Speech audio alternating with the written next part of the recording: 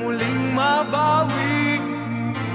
Ating kalayaan kay tagal na nating mithi, di napapayagang mabawi muli.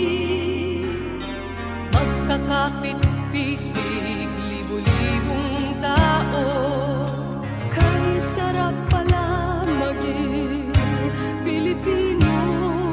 Sama-sama iisa ang adhikain, kailanman di na maaalipin.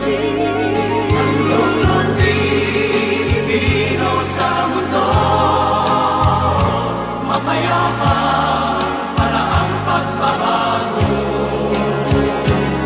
Katotohanan, kalayaan, katarungan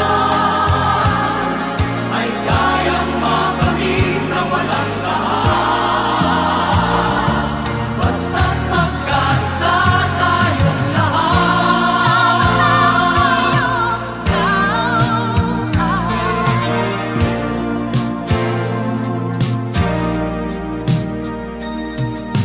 Basta nang nagaganap sa aming bayan, magkasama ng mahirap at mayaman.